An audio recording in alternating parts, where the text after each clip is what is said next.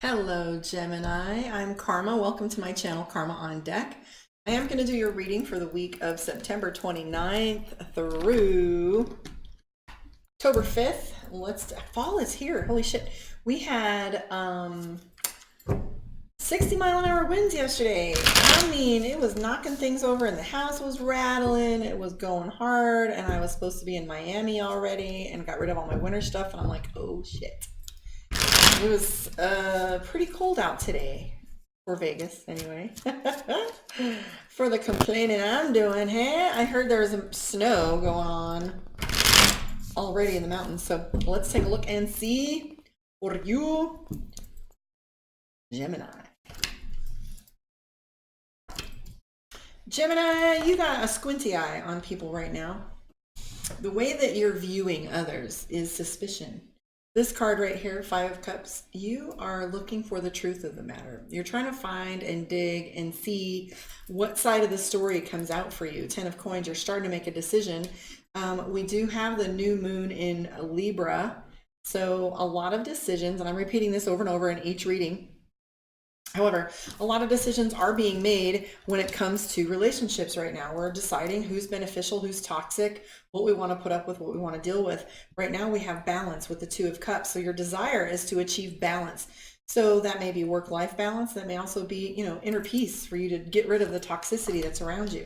Miscommunication lies at the core of the problem for which you're finding yourself in and dealing with other people.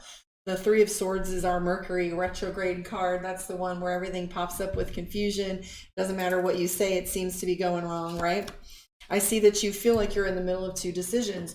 The Two of Wands referencing you being in the middle, two opposing opinions or individuals on the other side, whether you're choosing between this person who's home and family, this one's understanding, friendship, and passion. This may be you deciding between two individuals as well, for those of you in the dating realm. You got the Ace of Wands, just like Taurus did, which is interesting. The guys kind of always blend into one another, and I love it.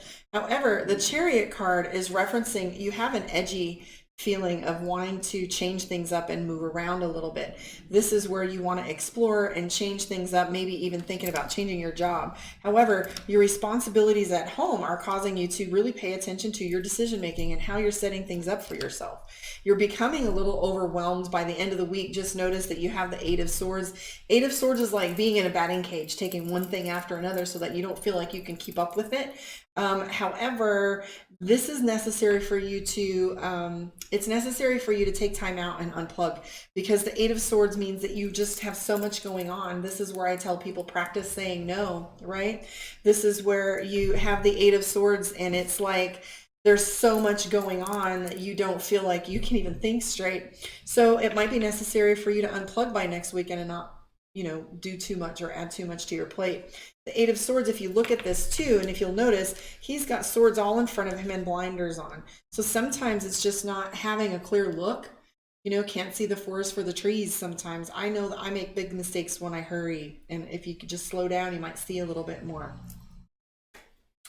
End result card being the Five of Swords. My Aries was getting this card. This having to do with setting your boundaries early. It's like easy as putting up a sign that says keep your shoes off when you walk in the or take your shoes off when you come in the house, or no smoking. It's small boundaries as you go, which will make things happier for you in the long run and overall, because the Eight of Swords is you not saying no soon enough, and you are taking on other responsibilities that maybe aren't your business, or maybe you want to do it but you're not going to be able to do it well and harbor resentment for it.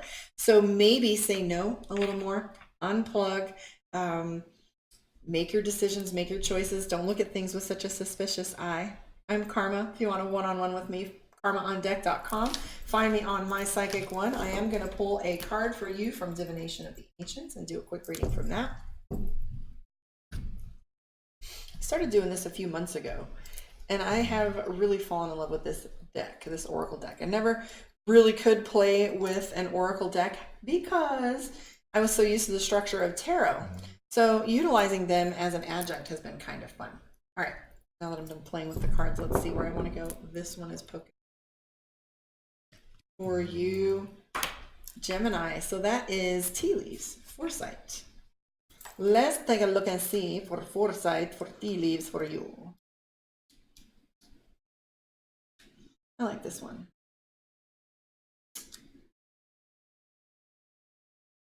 Tea leaves, foresight.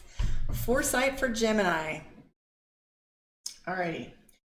The tea leaves card brings you reminders of the old ways of soothsayers who, in time imbued with magic and mystery, would capture a glimpse of the future in shapes formed in one's cup. I've been playing with coffee lately, and it's been kind of fun. I used a little app to see how they would evaluate the coffee, and it's been kind of cool. I don't know. I used to have a little yaya that lived next door to me that brought me Turkish coffee, and we would play with these. So, 'tis the gypsy way.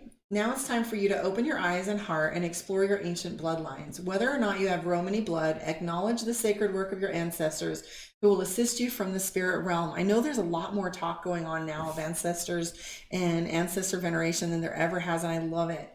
Using foresight and inner knowledge, you will be able to read clearly the messages and shapes of what's to come. So pay attention to patterns too.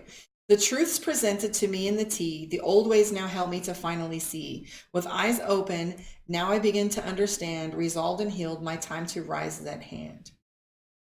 So I'm going to read you the second part because I think it might apply for you. Time to heal any unresolved issues in your relationships. New moon in Virgo. I'm sorry, new moon in Libra. Investigate your bloodline. You have inherited your psychic gifts from an ancestor. Remember magical tales of yesteryear. So look to your myths. Look to your bloodlines. Look to your history and your culture. Anyways, there you go, Gemini. I will see you guys next week. Catch me on the live. See ya.